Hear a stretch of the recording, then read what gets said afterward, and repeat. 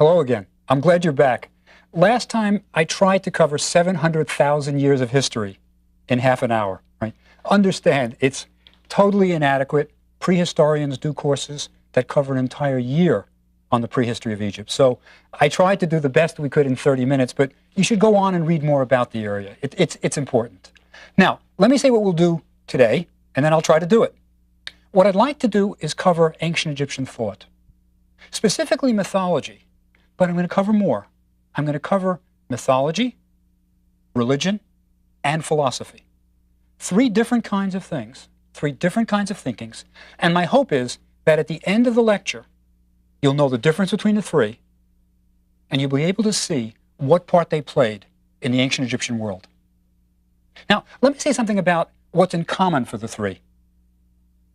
Mythology, religion, and philosophy all try to answer the same kinds of questions. They answer non-empirical questions, questions that you can't answer by looking, seeing, observing. For example, is there life after death? Everybody wonders about that. And philosophy tries to answer it, religion tries to answer it, and mythology tries to answer it, but in different ways. And we'll see those ways. Another question, typical, non-empirical, philosophical, religious, mythological question. How did the universe begin? Everybody wonders. These three disciplines try to answer those also. So there are lots of, existence of God, the big one. All three cover it, but they do it in very different ways. And that's what I'm going to try to show today, the differences. Now, let's start with mythology, because this is the one that the ancient Egyptians certainly did the most of. Now, first let me say something. Mythology tries to answer questions like, is there a God? Is there life after death? How did the universe begin? But it's not to be taken literally. Mythology gives you stories. You're supposed to listen to them very carefully. Don't take them literally, but you're supposed to get the message.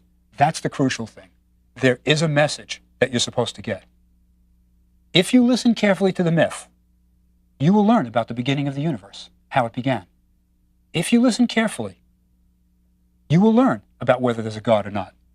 You will find out if there's life after death. But you can't take it literally, the story. So there's a message, but it's not literal. It's different from a fairy tale, for example. That's just a story you listen to and doesn't necessarily have a punchline.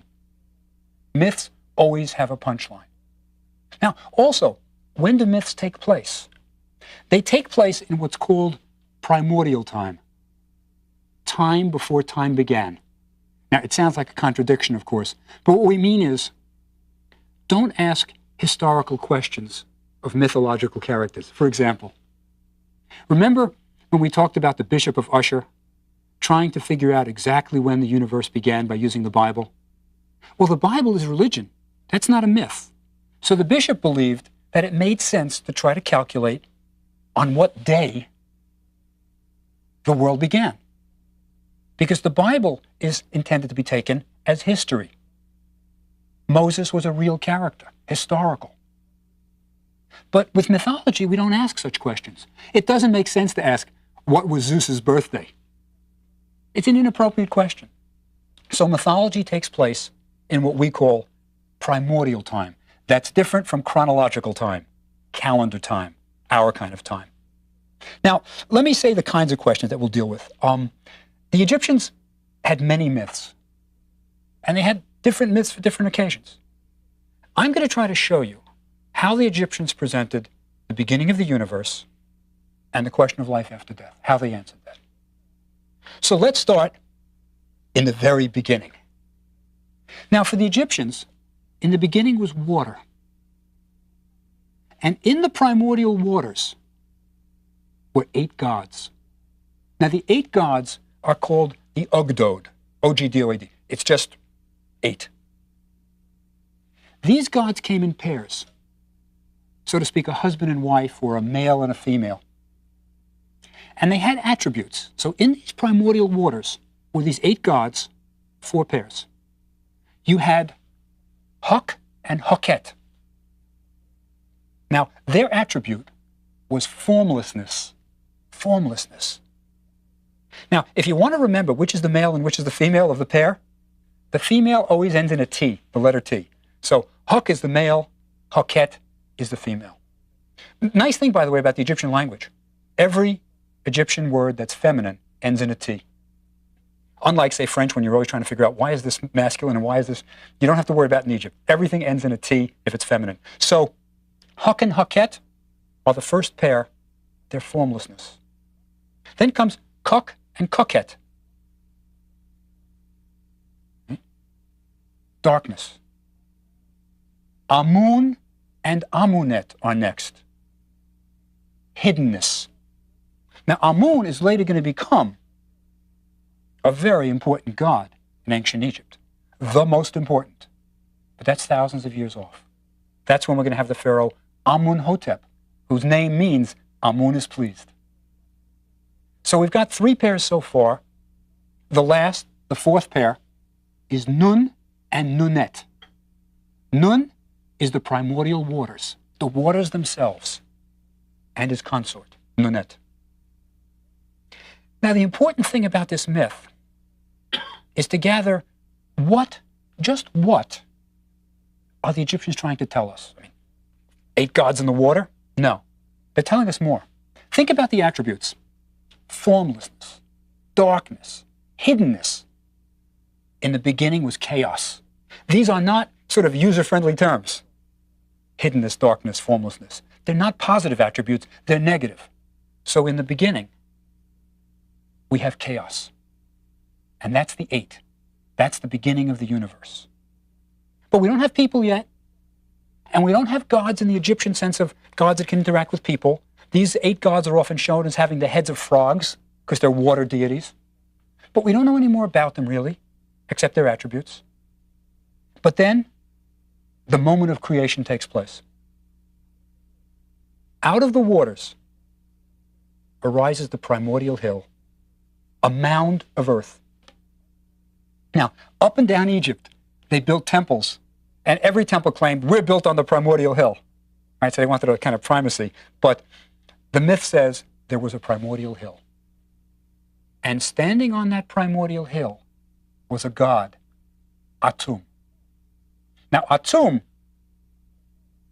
is a special god. He begins the other gods. He creates the gods that interact with earth. He is called the self-created, right? I mean, how did Atum get there? Created himself. And then Atum, by himself, has 2 children. Now, what's going to happen is Atum is going to have, lead to a total of 8 gods.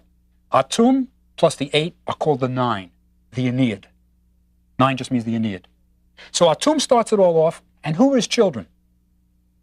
Shu and Tefnut. Shu is heir, and as you know, he's the male, right? Because Tefnut ends in the T. So Shu is air. Tefnut is moisture. So what the myth is telling us that in the beginning, we have air and moisture. Now, it's kind of interesting to compare myths. I like to compare them. Think about the first line of Genesis. I'll just read it. In the beginning, God created the heavens and the earth. Now the earth was a formless void. There was darkness over the deep. Notice there's a similarity that in the beginning is formless void, darkness. Now, of course, the Egyptian myth is thousands of years earlier than the Old Testament. And we'll see possible borrowings from Egyptian mythology in Christianity and Judaism. But the point is, people seem to agree the beginning was a scary time. But now we have Shu and Tefnut, air and moisture. Next, they have 2 children, Geb and Nut. Again, you know who the female is, Nut. Geb is earth. Geb is earth. Nut is a sky goddess. Nut is sometimes shown in tombs, and it's a wonderful painting of her sometimes, on royal tombs. She's shown on the ceiling of a tomb. And what she's doing is she's bending over with her arms kind of down one wall and her legs down another. Her belly is the ceiling, and it shows the stars on her belly. And what Nut does is she swallows the sun in the evening. It travels through her, and she gives birth to it in the morning. So you get this notion of birth and rebirth. So we have now air and moisture, and we have earth and sky. Compare that with the Greeks, by the way. Remember the Greeks had 4 basic elements? They had fire, air, water, and earth. Right? There are similarities.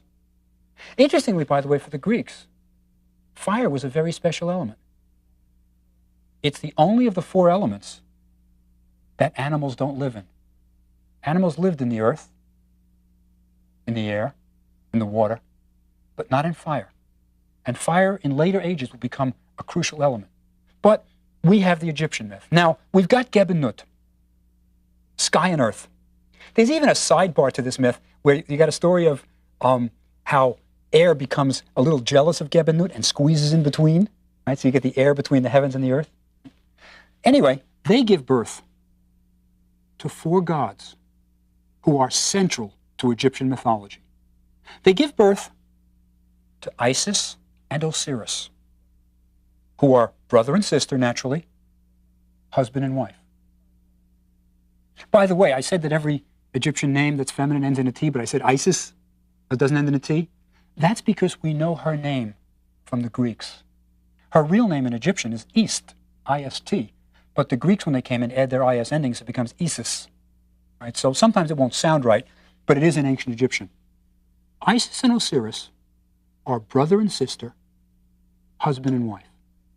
This, by the way, will justify what pharaohs do later in marrying their own sisters. Right? So we're going to get a lot from this myth. Now, they have a brother and sister also. There are 4 children here involved. They are Set and Nephthys. Now, Seth, it's sometimes Set, called Set, sometimes Seth. Same god. He's the male. And Nephthys, Greek version, Nephthys, are also brother and sister, husband and wife. These 4, the Isis, Osiris, Seth, and Nephthys, are going to be crucial. And I want to explain to you today the myth of Isis and Osiris. According to the myth, now remember, in a myth, you're supposed to listen carefully and you'll get the message. You will see at the end of this myth, you will get almost all of the basics of the Egyptian belief in life after death. Isis and Osiris are the good guys. They are elementally good gods, want to do well. Nephthys also, their sister, is the good goddess. But Seth is elementally evil. He is the archetype of the devil, only tries to do harm. Now, according to the myth, Isis and Osiris come down to earth to civilize Egypt. Now, remember when we talked about prehistory? What does civilization mean? It means domesticating animals. It means raising crops. So we learn that the origins of civilization, domestication of crops and animals, comes from Egypt. Right? Egypt is the source. At least that's what the Egyptians said. Now, Isis and Osiris do such a good job of civilizing Egypt, bringing civilization to the people of the Nile Valley, that Osiris goes away to teach the rest of the world how to do these things. So we get the diffusion of civilization from Egypt to other lands. Now, while Osiris is away, Seth tries to do horrible things to Egypt. But fortunately, Isis is very powerful. She is the goddess of magic. She is even called she who knows all the names. Now, what that means is, if you wanted to do a magic spell against somebody, I would have to know your name. So I could say, may this happen to Megan, for example. May this happen to Marvin. Now, Isis knows everybody's name. When an Egyptian kid was born, they often had 2 names. One was the real name, and only his mother knew that name. The other name was a name that everybody knew. So, for example, if we name you Marvin, but we really call you Harry, everybody knows you by Harry, and if somebody tries to do an evil spell on you and says, oh, may Harry break his leg, it won't work, because your name is really Marvin. So, Isis, as having the name she who knows everyone's name, means nobody is out of her range. She is the superhero. So Isis, who is powerful, keeps her evil brother Seth in check. Nothing terrible happens to Egypt. And then Osiris returns, having civilized other countries. Now, Set, though, is always scheming, and he lays a plan. While Osiris is sleeping, while his brother is sleeping, he takes his exact measurements, his bodily measurements, and he builds a wooden chest to those exact proportions, exactly to the proportion of Osiris. And at a banquet, he says, I'll give a wonderful prize to anybody who fits exactly into this chest. And guest after guest tries, doesn't quite fit, it's a little too big, a little too small. I mean, it's very much like Cinderella's slipper. And finally, Osiris tries. And it fits him just right, of course. But Seth is ready. And he nails the chest shut, pours molten lead on the chest, and throws it into the Nile. And Osiris dies in the chest. Now, interesting, by the way, there is no contradiction involved in someone being a god and dying. He is a god, greater than man, but mortal. So in the chest, Osiris dies. But the myth doesn't end there. The Nile flows northwards to the Mediterranean, and the chest washes ashore on the island of Byblos, modern Lebanon. And according to the myth, there's this huge storm, and the chest is blown into the branches of a tree where the dead Osiris is. Now, the tree grows to tremendous proportions, encompassing the chest in the trunk. The king of Byblos wants to build a palace, and he needs large trees, cedars of Lebanon. He needs large trees for pillars. And this tree is cut down and incorporated into the palace. It becomes a pillar. So we get the strange situation of Osiris in a chest and a pillar in a palace. But that's the way it is. But Isis, the devoted wife, sets out on a journey to recover the body of her husband. She eventually finds out where Osiris is in this pillar in the palace, talks to the queen of Byblos, gets a job as her handmaiden, talks to the queen and explains, my husband is in this pillar in the palace. The queen is sympathetic. The pillar is cut down. The chest is taken out, and Osiris is indeed there, dead. Isis brings the body back to Egypt for proper burial. But Set, always scheming, finds the body. He finds the properly buried body of Osiris and hacks it into 13 pieces. Scatters them up and down the Nile. There are different places where different pieces are buried. Isis, wanting to give her husband the proper burial, finds the pieces.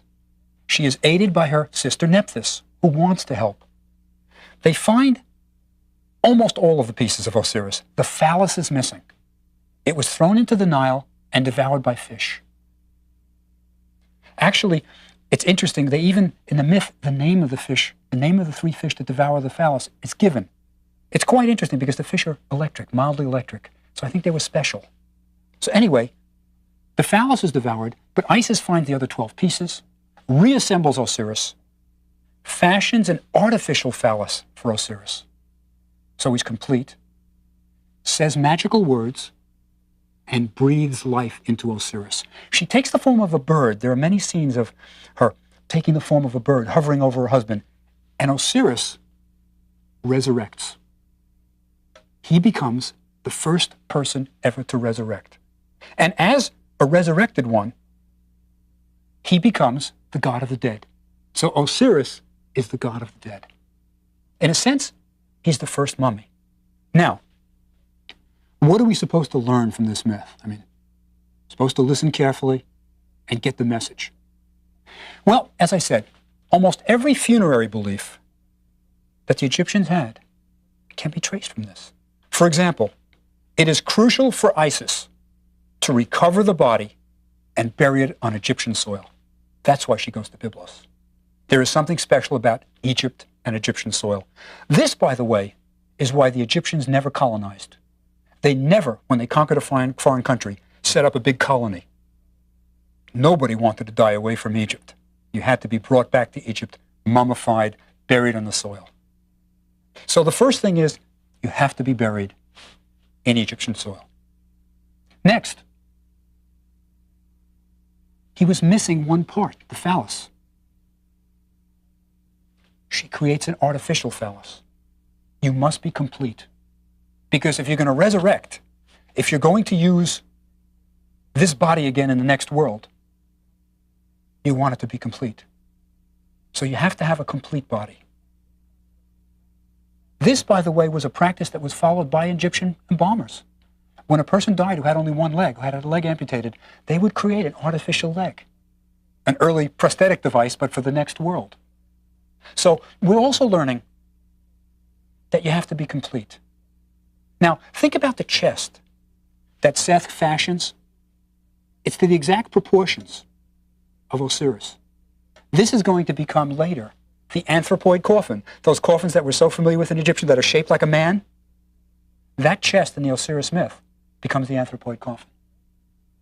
So we have also the belief that there's going to be a special container for the body that is going to preserve it.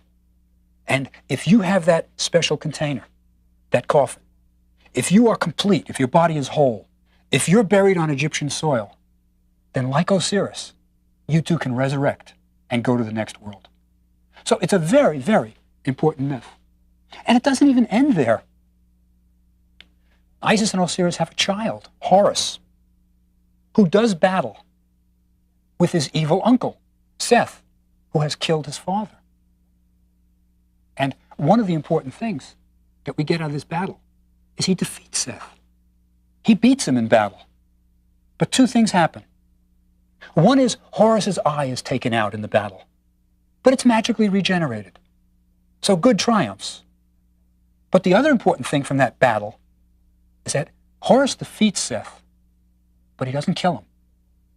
And I think it's a little bit like, there's a message there. It's a little bit like Star Wars, where till the very end, you remember Darth Vader always gets away? I think it's an existential statement. Evil will always be with us. We have to be vigilant.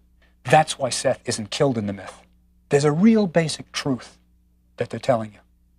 But this is a crucial thing for the Egyptians, mythology. I don't think they meant it literally. I don't think they meant you're supposed to really believe this actually happened, but you're getting certain basic truths.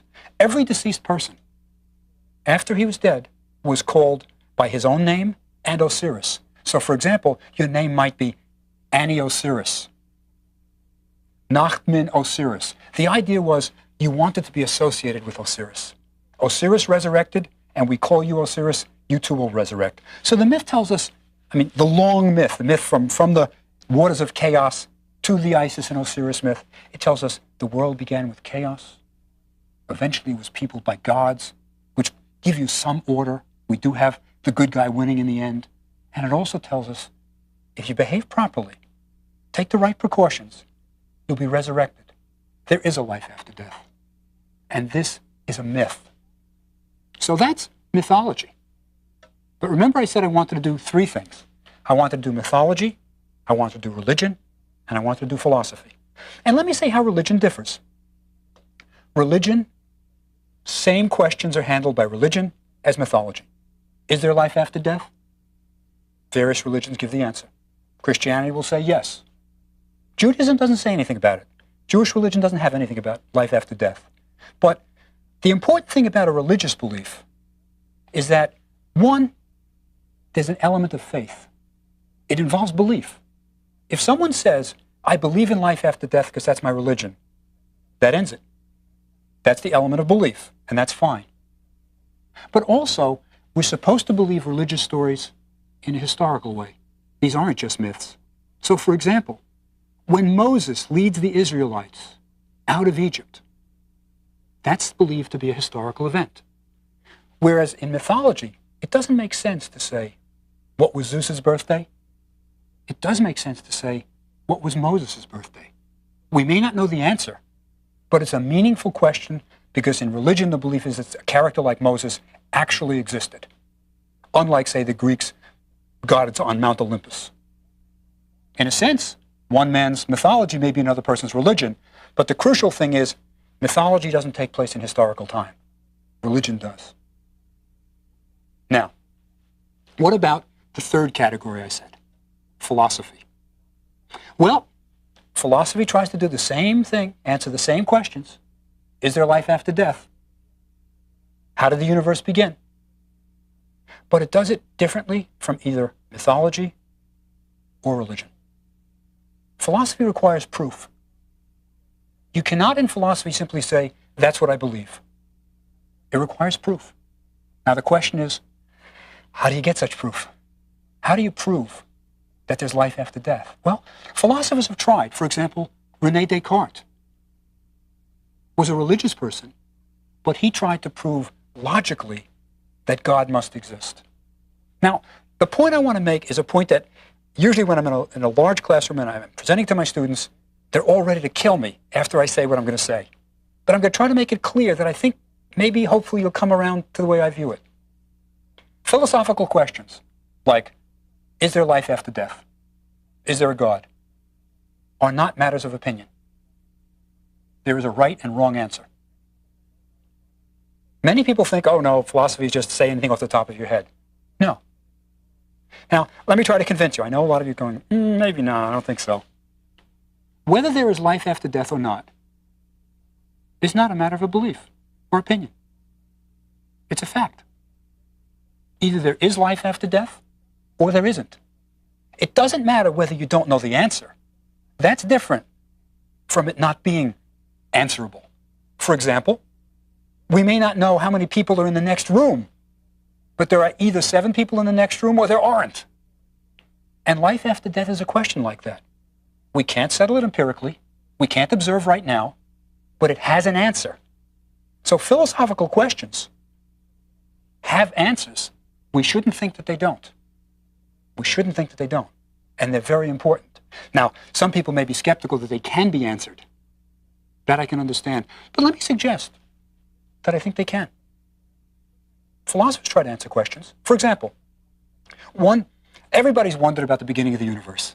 I'm sure you all wondered about it. How did it begin? Well, science says the Big Bang. The basic theory that in the beginning, everything was in a tightly balled mass. All the mass of the universe was in this thing about the size of a golf ball. Then it explodes, and the rest is the laws of physics. But that's not the question that philosophers ask about the beginning of the universe. The real question is, how did that golf ball get there? What was there before the golf ball?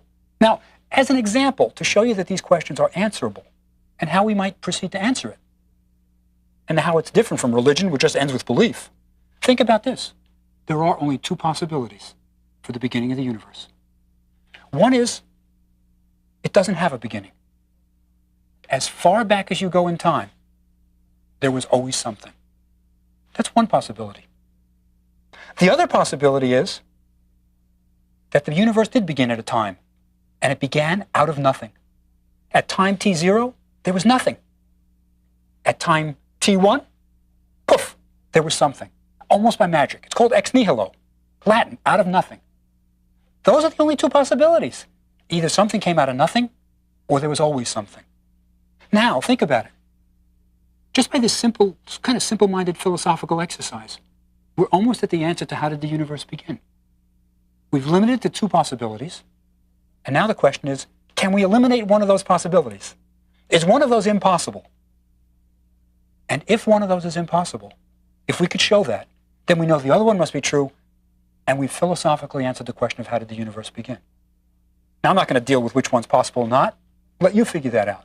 But let me say this. Philosophical questions are important and have answers. Now, what we need to know is, did the Egyptians do philosophy? There's no question about it. They did mythology. We know about their myths. Plenty of religion. We have religious texts. We don't have any philosophical texts. That is a question that people are still debating. Could a civilization as advanced as Egypt have created such masterpieces of art, such incredible, works of art and temples, and not done philosophy? One possibility is they just didn't write it down. It was so special that they didn't want it to commit it to papyrus. It's a possibility, but we're not sure.